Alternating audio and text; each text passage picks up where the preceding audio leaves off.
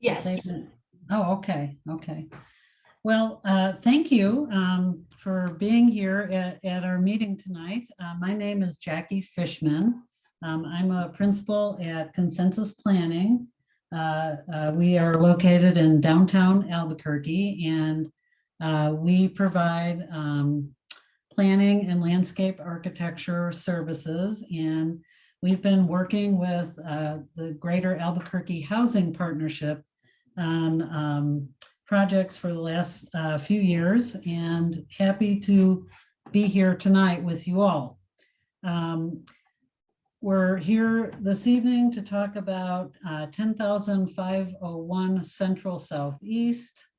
That's a property close to Central and Eubank on the north side of Central. GAHP, or Greater Albuquerque Housing Partnership, the acronym is GAHP, has received great feedback and support from the community. And we see this as a great opportunity to address your concerns.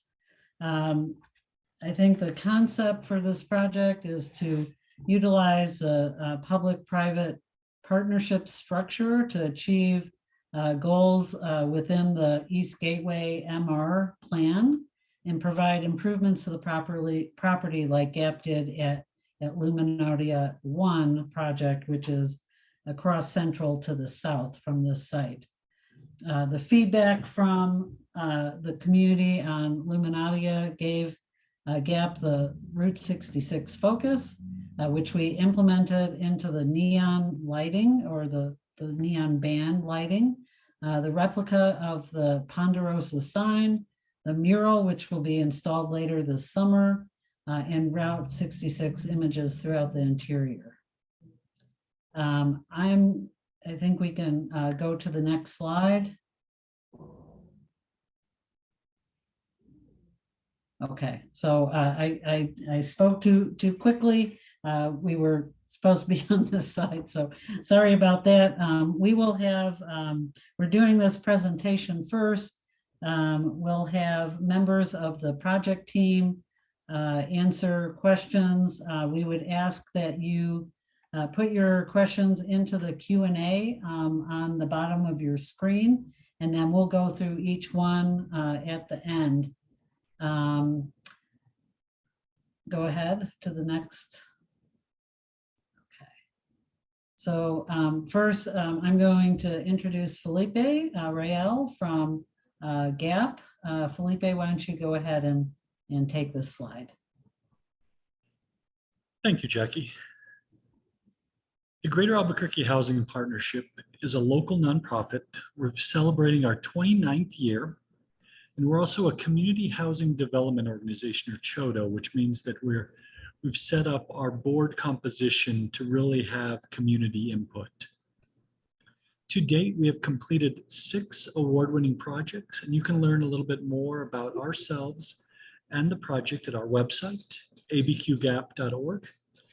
At all of our properties, we try and feature sustainable, healthy, high-quality homes for seniors and families.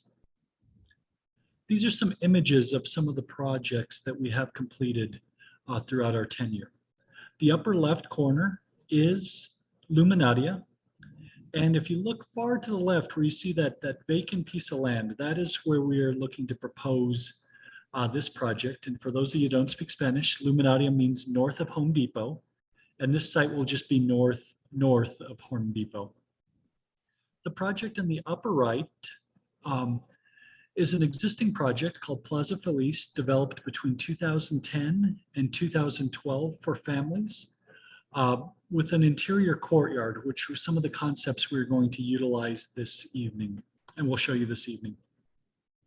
The bottom left corner is Quattro Senior Apartments, our apartment on 4th Street, just north of Mountain, a little north of downtown. It was our impetus to develop the Luminaria first phase project and the project we're bringing you today because of the demand that we've received for that project. 56 units, the waiting list is typically over 100 units, over 100 people, which means that we could have filled it up twice or 3 times. And then the bottom right corner is another project, kind of the Zuni and San Pablo area called Casa Feliz, with some other additional architectural features and design elements that we're looking to bring throughout the project. We welcome you all, and we probably will have an open house for the community so you can come and visit the property as we're still doing lease up. We have not done that yet at Luminati, but just want to give you a little bit of feel of some of the design elements on the interior of the property. The upper left corner is the community building, the community room, which you can kind of peek through the windows, kind of a high top diner trying to replicate that Route 66 diner feel. The upper right are some raised planter beds. These are actually from our Quattro property, but the idea is these were also designed into the exterior courtyard at the northeast corner of the Luminatia site to kind of get folks out with some greenery. The bottom left is the leasing office at Quattro Senior, just to give you an idea of kind of the finishes and feels that we bring throughout all of our properties. And you notice how well things are maintained even 10 years after the fact. And in the bottom right corner was a design space for fitness for our seniors, and part of the financing structure that we will be utilizing on the project requires us to provide some social services or enrichment services for the residents. And this space was designed for senior kind of mobility with equipment, spacing, and we actually bring in a personal trainer that can work with seniors twice a month. Before I get into the interior of the units, I just want to give a little brief input on the potential funding sources, and we'll kind of talk to those a little bit more during the timeline. This will likely have an affordable housing component. What that means is that the rents will be restricted by statute from either the federal guidelines and or the state, and or the city, depending on what financing source we're going to be utilizing.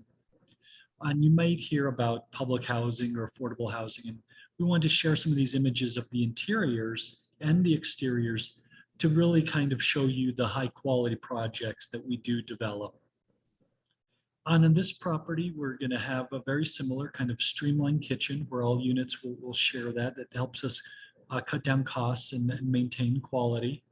Hardwood floors, durable surfaces, Energy Star appliances, all of those will be included in the residence rent, nothing additional.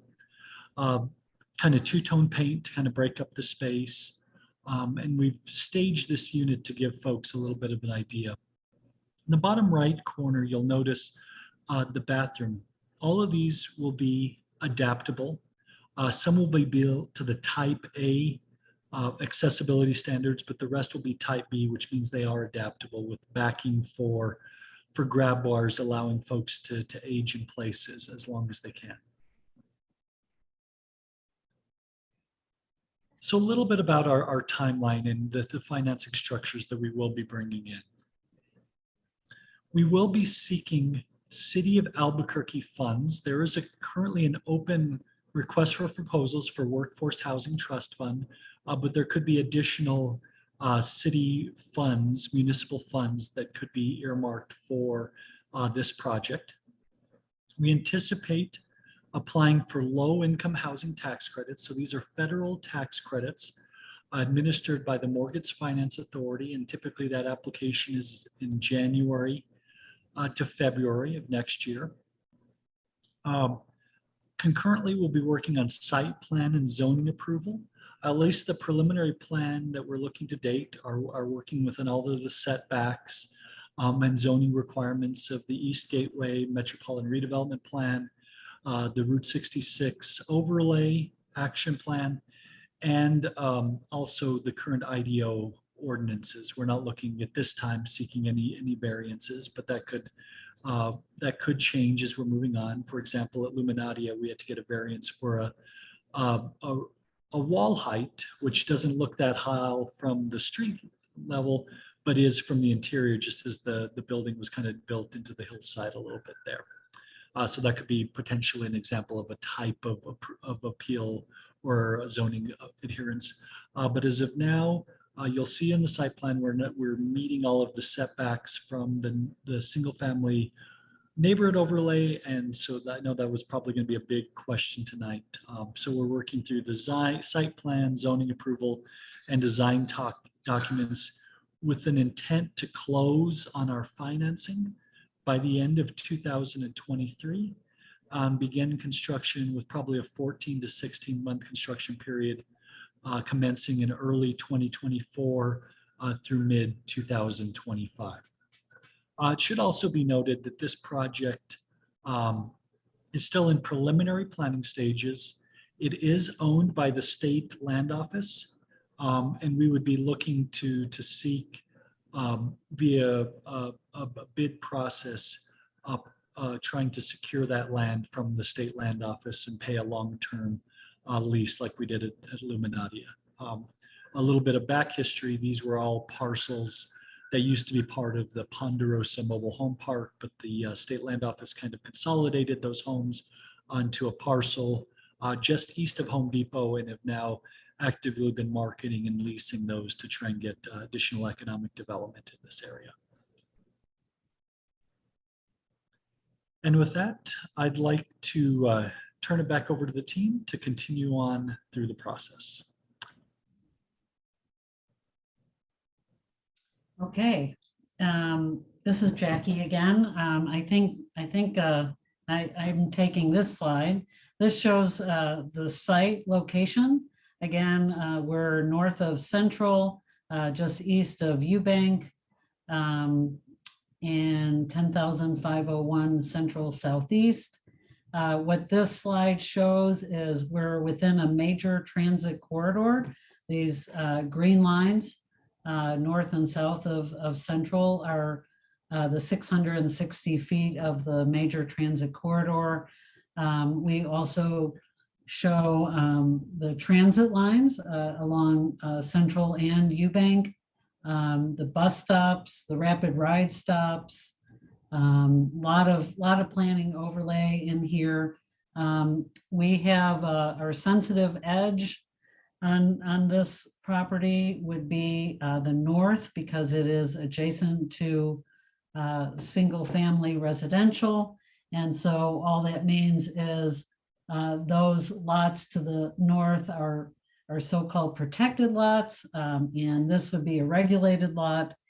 And that just means that we have to step down our building height as it gets within 100 feet of our property line on the north. That's the main thing. It's called the neighborhood edge provision out of the IDO. If anyone is familiar with that, this will be subject to those regulations. You can go ahead. This shows some of the existing conditions of the site. Again, this is owned, the property is owned by the state land office.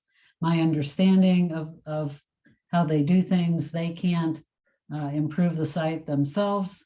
They need to lease the property, and whoever the leasee is will make the improvements. In this case, it'll be GAHP that makes those improvements. Go ahead. And I'm going to turn this slide over to Hannah and or Ron. I'm not sure who's speaking, probably Hannah. And she's going to just walk people through this conceptual site plan. Go ahead, Hannah. Thank you, Jackie. Hi, everyone. I'm Hannah Greenhood with Decker Parrott Sabatini.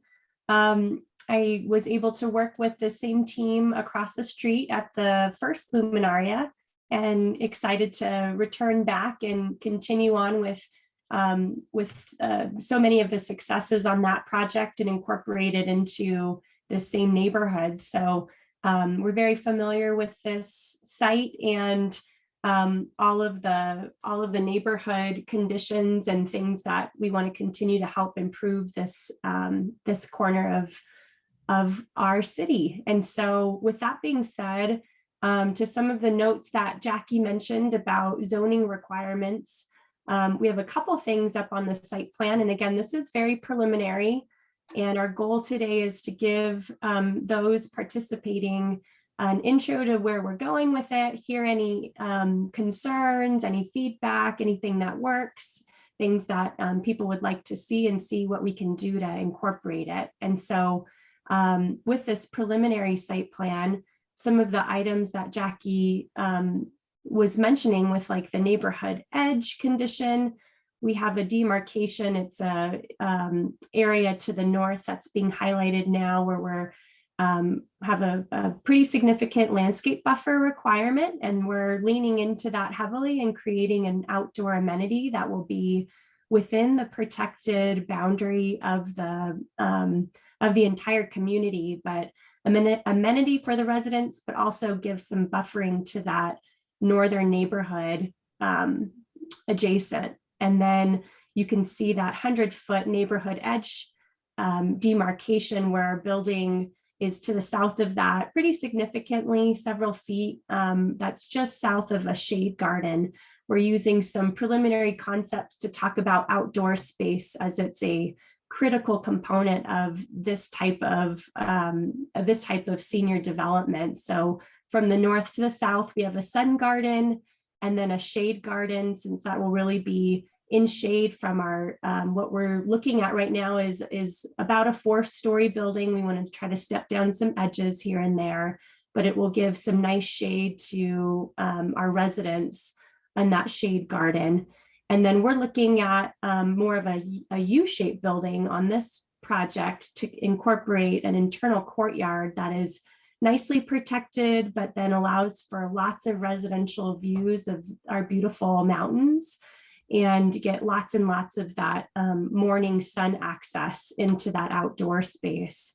As we keep going south, the front edge of the building, similar to the first luminaria, will be loaded on the ground floor with a dedicated commercial space, with the tenant still sort of pending, but leaning towards sort of retail office space, dedicated commercial space with sufficient visitor parking out in front of it, but to really give a more of an opportunity to really enhance that sidewalk edge along Central and get lots of activity where it should be. When then we'll have some of the residential amenities sort of tucked around, forming that corner, but protected and optimized to utilize that outdoor courtyard amenity. And so using a lot of the similar things that are working so well at Luminaria across the street, but just enhancing them, utilizing large community gathering spaces for the senior community that's here,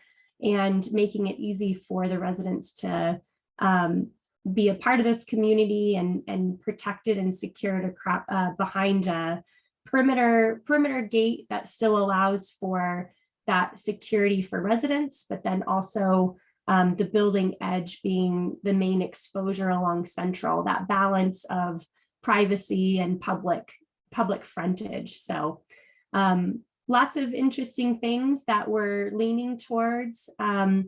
Overall, I think the total number of dwelling units is a little bit up in the air, but we're looking at anywhere between 64 and 70 units on this project. And I mentioned previously that that will lead us to about a 4-story building, which is the same that you'll see across the street.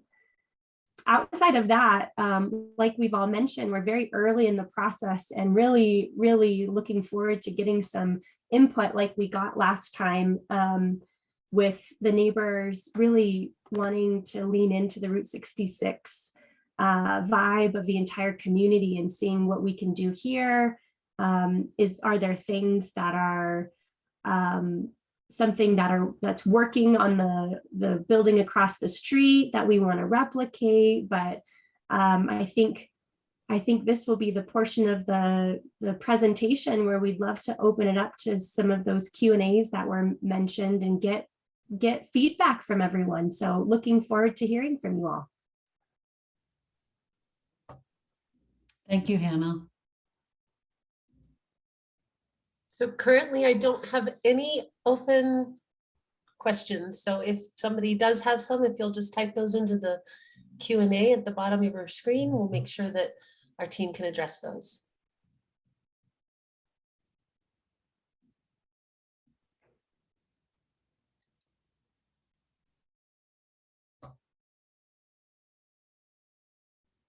While folks are thinking, did want to point out that we're always striving to figure out more and more ways to bring sustainability features. So I thought I'd point out we have an area dedicated to covered parking that we hope to cover with PV solar voltaic panels back on that north end there, just enough space outside of the building shadow, but still get some of those sustainability features that the team was able to incorporate across the street. Those are big goals of the project. All right. So any of our participants have questions, comments, thoughts? We'd love to hear from you all. You can type them in the question and answer dialog box. That would be great. This presentation will also be available on YouTube within the next couple of days, so folks can revisit and share as well. Okay, so it does look like we got one question through chat from Jim. Do you have any renderings yet? And I can take that question. We don't yet. This is as far as we've gotten. So we are very, very, very early in the process. At this point, we're really studying the site, making sure we hit all of the zoning requirements from a site planning base. So we're really looking kind of down on the site at this point, making sure we hit parking requirements, seeing really from a density study, how many dwelling units we can comfortably fit with outdoor amenities. But as for the look and feel of the outside of the building, not even there yet. So if you have any suggestions, Jim, let us know. Okay, thank you, Hannah. We also have a question from Jean. Are you going to have security?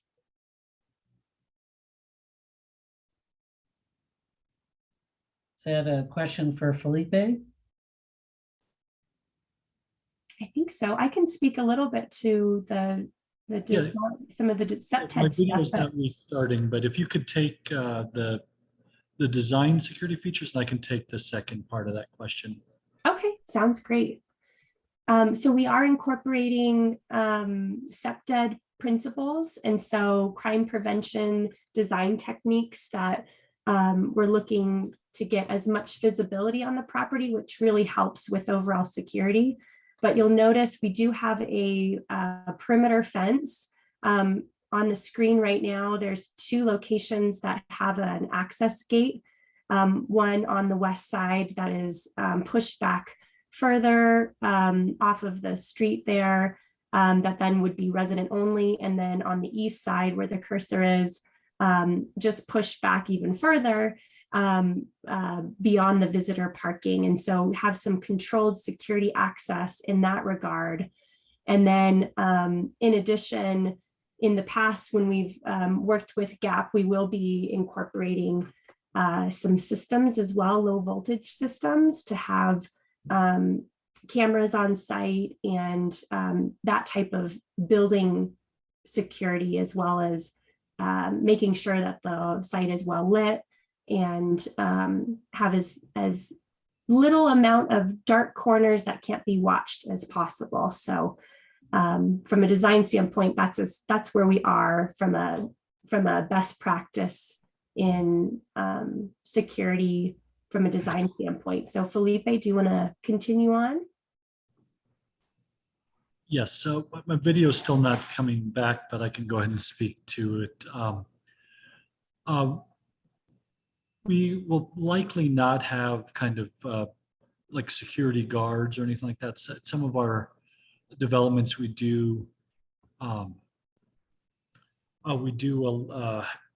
contract with like an armed response team type where they can come and do kind of courtesy patrols, and if someone has something kind of short of calling the police if they see something a little unique. But partially because of the financing structure that we utilize, these being affordable housing, those rents are often restricted. They don't allow kind of armed security or personnel on site. Does that answer the question, Jeannie, or were you looking for something a little different?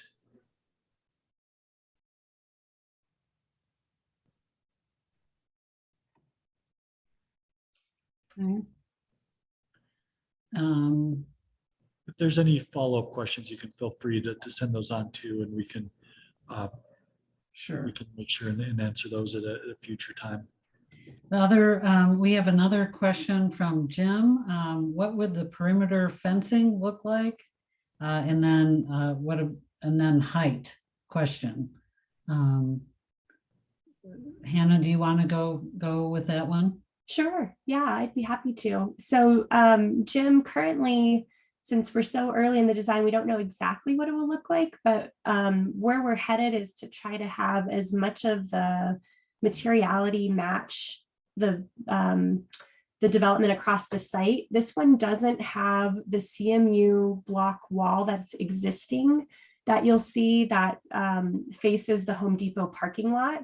And so the perimeter fencing that I would point to that would be similar is along Central at the main courtyard. And so it's we usually lean towards a more transparent type fence, so a wire fence, so you have lots of visibility in, and then using plant material to provide some screening and visual interest. Would love to hear your thoughts. Oh, here's a response. Jim is saying, the reason I ask is that I'm curious about how what is installed across the street is working. Oh, that's interesting. Yeah, I think I might toss that back to Felipe and Kelly to expand upon. But if you're asking Jim about being able to kind of control the perimeter, I don't think that there's been any issues with climbing over that fence or entering over that fence. There has been some typical construction work through of some of the keypad entries that we've now resolved, but that is happening at the gate itself rather than at the fence. And so, and even Miriam and I were just there today, and it does seem like that the keypad entry has been resolved. So I would say if Felipe and Kelly and Miriam want to chime in, that fencing and that height is working pretty well. I don't know if others want to chime in on that one. Okay. I'll take that and then Go ahead, Felipe. Jeannie's second question. So the first part, we would probably investigate the fence on the north, east, and west to see how much of that can be utilized and incorporated. But if not, we'd be seeking a replacement with something that would be allowed by the kind of the overlay zoning requirements to not only protect our site, but improve just kind of appearances throughout the neighborhood. And so I think that's we're still pretty preliminary on the top. Sometimes it might want to be kind of more opaque. Sometimes it might want to be a little more solid. Just depends on the use. But that's something we will be working through. Jeannie's second question was, how will the lighting impact the town park homes across the north wall? And so I think I might defer that to someone else on the team that could answer.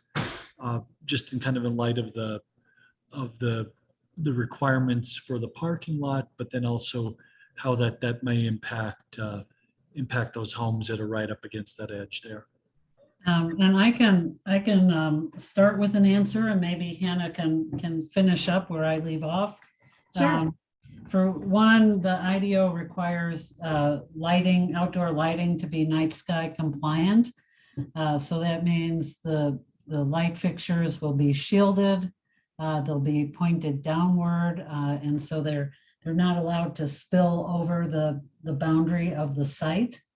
The IDO also restricts the height of light fixtures or light poles that are adjacent to low density residential development.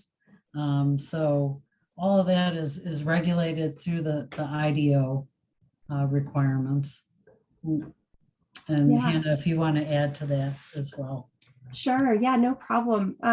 Yeah, and so to meet some of those compliance items and requirements, so in particular, the sun garden area, we would be concerned about that kind of happy balance between lighting enough so that you don't have too dark of spaces for someone to go unnoticed, but then also to ensure that that we restrict that spillover that Jackie referenced. And so we're still very early in design, but I would imagine that we would probably head towards along the walking path, probably low lighted bollards that are all pointed down. And a bollard, Hannah, is about 2.5, 3 feet tall, something like that.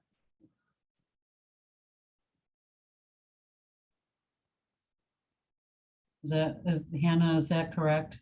Okay.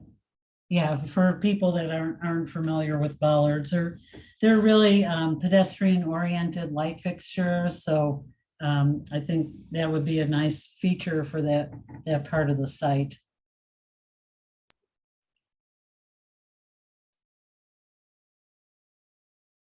Any other questions for right now?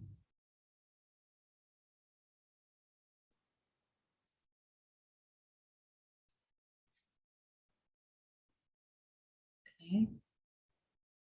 Give it another minute, see if anyone thinks of anything else they'd like to ask us while we're here. Doesn't look like it. Okay. I guess we will wrap up. Felipe, do you want to talk about the next steps in the process? What people can expect to hear about next? Sure, Jackie. So the next key step will be just kind of securing that City of Albuquerque financing. So we once again mentioned tonight's meeting was just an introductory meeting. If additional questions come to you, or if your neighbors or friends have additional questions, we'll set up something on our website for this project. We're calling it Luminaria 2 now. It might change another name, but we'll always reference the street address 10501 Central, so you can share that. So those are the key steps. We just want to kind of hear from the community early on. It's very, very early in preliminary planning and financing stages. And we'd love to hear for those folks who would probably be the most impacted, be those homeowners just on the north end of the property. We want to make sure we're good neighbors. And we welcome you to visit our website, and also any of our existing properties, to drive by, look at the street appeal, the curb appeal, and see how we really try and be good neighbors in our community. So with that, thank you for coming. And that concludes tonight's listening session for the project at 10501 Central Southeast. Thank you all.